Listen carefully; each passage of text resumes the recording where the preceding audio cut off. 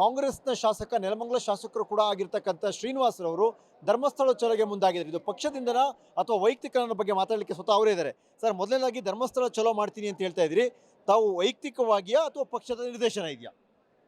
ನನ್ನ ಕ್ಷೇತ್ರದ ಜನತೆಯ ಪರವಾಗಿ ನನ್ನ ಕ್ಷೇತ್ರದ ಕಾಂಗ್ರೆಸ್ ಪಕ್ಷದ ಮುಖಂಡರು ಕಾರ್ಯಕರ್ತರು ನಾನು ತೀರ್ಮಾನ ಮಾಡ್ತಾ ಇರ್ತಕ್ಕಂಥದ್ದು ಧರ್ಮಸ್ಥಳದ ಮಂಜುನಾಥ ಸ್ವಾಮಿಗೆ ಆಗ್ತಾ ಇರ್ತಕ್ಕಂಥ ಅಪಚಾರ ಅಪಕೀರ್ತಿ, ಆ ಧರ್ಮಸ್ಥಳದ ಧರ್ಮಾಧಿಕಾರಿಗಳ ಪೀಠಕ್ಕೆ ಮಾಡ್ತಾ ಇರ್ತಕ್ಕಂಥ ಅಪಚಾರವನ್ನು ಖಂಡಿಸಿ ನಾನೇ ತೀರ್ಮಾನ ಮಾಡಿ ನನ್ನ ಕ್ಷೇತ್ರದ ಜನತೆ ಧರ್ಮಸ್ಥಳದ ಮಂಜುನಾಥ ಸ್ವಾಮಿಯ ಬಗ್ಗೆ ಭಾಳ ಭಕ್ತಿಯನ್ನು ಹೊಂದಿರತಕ್ಕಂಥವ್ರು. ಆ ಹಿನ್ನೆಲೆಯಲ್ಲಿ ನಾನು ಚಲೋ ಕಾರ್ಯಕ್ರಮವನ್ನು ಬರುವ ಶನಿವಾರ ಅಥವಾ ಭಾನುವಾರ ಹಮ್ಮಿಕೊಂಡಿದ್ದೇನೆ. ಹೋಗ್ತಾ ಇದ್ರಿ, ಪಕ್ಷದ ಸ್ಟ್ಯಾಂಡ್ ಏನು ಈ ವಿಚಾರಕ್ಕೆ ಸಂಬಂಧಪಟ್ಟಂಗೆ? ಪಕ್ಷದ ಸ್ಟ್ಯಾಂಡ್ ಏನು? ಪಕ್ಷದ ಸ್ಟ್ಯಾಂಡು ನಾನು ತೀರ್ಮಾನ ಮಾಡಿದ್ದೀನಿ. ಪಕ್ಷ ಇವತ್ತು BJP ಅವರು ರಾಜಕಾರಣವಾಗಿ ಮಾಡ್ತಾ ಇದ್ದಾರೆ, ಆದರೆ ನಾವು ರಾಜಕೀಯವಾಗಿ ಮಾಡ್ತಾ ಇಲ್ಲ. ನಾವು ಮಾಡ್ತಾ ಇರ್ತಕ್ಕಂಥದ್ದು ಧರ್ಮಸ್ಥಳದ ಧರ್ಮಾಧಿಕಾರಿ ಪೀಠಕ್ಕೆ ಮತ್ತು ಧರ್ಮಸ್ಥಳದ ಮಂಜುನಾಥ ಸ್ವಾಮಿ ಬಗ್ಗೆ ಅಪಚಾರ ಅಪಕೀರ್ತಿ ಮಾಡ್ತಾ ಇರ್ತಕ್ಕಂಥ ತಪ್ಪು ಅಂತಕ್ಕಂಥದ್ದನ್ನು ಖಂಡಿಸಿ ಮಾಡ್ತಾ ಇದ್ದೀವಿ. ತಮ್ಮದೇ ಸರ್ಕಾರ ಇದೆ, ತಮ್ಮದೇ ಸರ್ಕಾರ ರಚನೆ ಮಾಡಿರುವ SIT ಇದೆ, ಇದೆಲ್ಲದರ ಮಧ್ಯದಲ್ಲಿ ತಮ್ಮ ಹೋರಾಟ ಏನು ಅಂತ?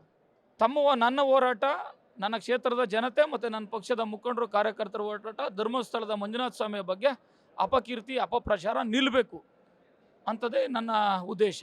ಹಾಗಾದ್ರೆ ಅಪಪ್ರಚಾರ ಮತ್ತು ಅಪಕೀರ್ತಿ ಮಾಡಿದವರ ವಿರುದ್ಧ ಏನು ಹಾಗಾದ್ರೆ? ಯಾಕಂದ್ರೆ ಈಗ ಸರ್ಕಾರ ಒಂದು ಒತ್ತಾಯಕ್ಕೆ ಮಾಡೋದು SIT ರಚನೆ ಮಾಡ್ತು, ಹಾಗಾದ್ರೆ ಇದ್ರ ವಿರುದ್ಧ ತನಿಖೆ ಆಗಬೇಕು ಅನ್ನೋ ವಿಚಾರದಲ್ಲಿ ಏನು ಸ್ಟ್ಯಾಂಡ್ ಹಾಗಾದ್ರೆ?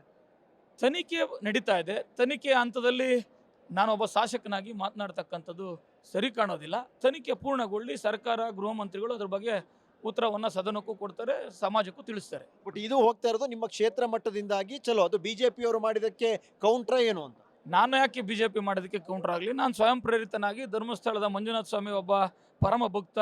ನನ್ನ ಕ್ಷೇತ್ರದಲ್ಲೂ ಲಕ್ಷಾಂತರ ಜನ ಧರ್ಮಸ್ಥಳ ಮಂಜುನಾಥ ಸ್ವಾಮಿಯ ಭಕ್ತರಿದ್ದಾರೆ, ಅನುಯಾಯಿಗಳಿದ್ದಾರೆ. ಧರ್ಮಸ್ಥಳದ ಮಾಡ್ತಕ್ಕಂಥ ಸಮಾಜಮುಖಿ ಕಾರ್ಯಗಳಿಂದ ಉಪಯೋಗ ಪಡೆದಿರ್ತಕ್ಕಂಥವ್ರಿದ್ದಾರೆ.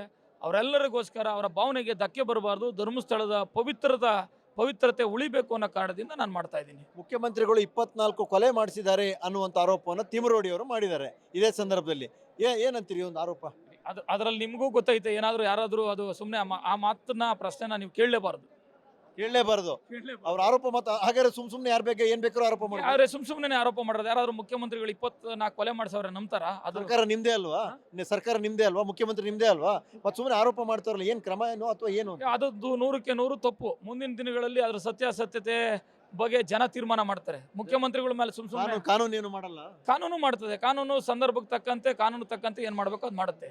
ಓಕೆ, ಇದು ನೆಲಮಂಗಲ ಶಾಸಕರಾಗಿರ್ತಕ್ಕಂಥ ಶ್ರೀನಿವಾಸ್ ಅವರು ಹೇಳ್ತಾ ಇರುವಂಥ ಮಾತು. ಅಂದರೆ ನೆಲಮಂಗಲ ಕ್ಷೇತ್ರದ ವತಿಯಿಂದ, ಅಂದರೆ ಕ್ಷೇತ್ರದ ಅವರ ಕಾರ್ಯಕರ್ತರು ಒಳಗೊಂಡಂತೆ ಧರ್ಮಸ್ಥಳ ಚಲೋ ಮಾಡಲಿಕ್ಕೆ ಮಾಡಿದ್ದೀವಿ. ಶನಿವಾರ ಅಥವಾ ಭಾನುವಾರ ಧರ್ಮಸ್ಥಳಕ್ಕೆ ಹೋಗ್ತೀವಿ ಅನ್ನೋದು ಕಾಂಗ್ರೆಸ್ ಶಾಸಕ ಶ್ರೀನಿವಾಸ್ ಅವರ ಮಾತು. ಕ್ಯಾಮ್ರಾ ಪರ್ಸನ್ ರಾಮು ಜೊತೆ ಸುಕೇಶ್, ಪಬ್ಲಿಕ್ TV, ಬೆಂಗಳೂರು.